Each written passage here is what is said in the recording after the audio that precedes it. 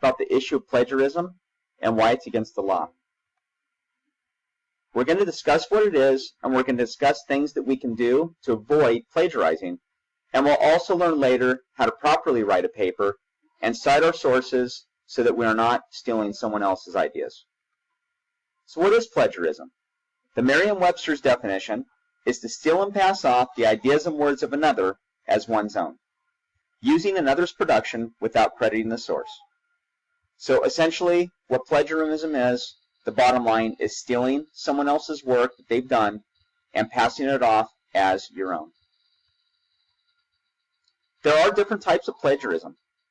These can be things such as using someone else's words, ideas, also using music as a type of plagiarism without the proper permission, and also using images in one's own production as well. So let's start with words. Sometimes you'll write a research paper and you'll use something out of a book you found or maybe a website. If you're copying that word for word and not showing that you borrowed it from someone and citing that source, that is plagiarism. Might even be a long essay you're writing for school and you borrow some work, some words, some sentences.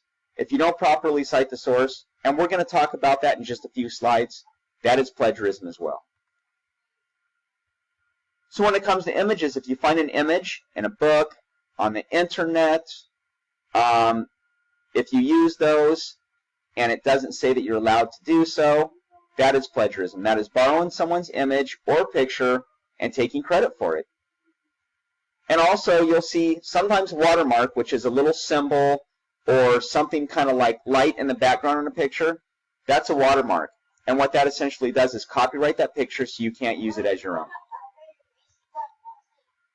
Music is a copyrighted thing as well, and unless you get explicit permission from the band that plays the music or wrote the music, and you play it and pass it off as your own, that is plagiarism as well. Because what you're doing is you're using someone's hard work and dedication to something they did and then saying you did it yourself, and that is plagiarism. And last but not least, an idea. If you use someone else's idea that's been patented, which means they've gone and you go down to an office and you buy a document and show your idea and then you copyright it as your own. If you use that copyrighted idea and it's someone else's, that is plagiarism as well.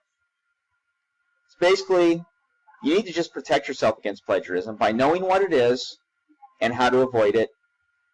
And that means just don't do it, because trust me, it is definitely not worth the risk. So here's a few reasons why students do plagiarize.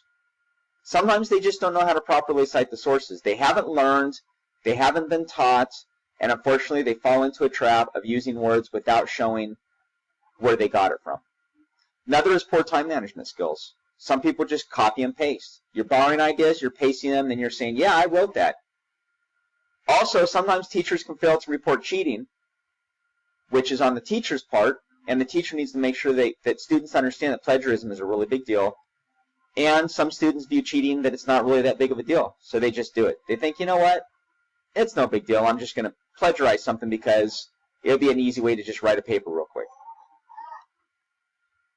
So here's some risks that might happen. In elementary school, the teacher might talk to you, maybe they'll explain plagiarism, and then they'll say, why don't you redo the assignment again, or at least cite the source. In high school, you'll get an F on an assignment. By that time, you need to know what plagiarism is, and you might even get an F in a class. And then in college, you will get an F on an assignment, and they may fail you out of the class, and worst case scenario, they're going to kick you out of the school. So really, when it comes down to it, just don't do it. So here's some ways to avoid plagiarism. Be sure to do the research yourself. Use your own words and your own ideas. If you do use someone else's ideas or words, make sure you cite them. Show where the credit's due. If someone's talking word for word, this means using quotations of the words that they said. And then you'll have a bibliography or works cited at the end of your paper, which shows where you got your sources from. Okay, citing sources. This is, you might be adding to another idea, adding a little bit more. Make sure you just cite it. If you're not sure, my deal is just make sure you cite it. Make it easy on yourself. Give the credit at the end of an idea, a sentence, etc.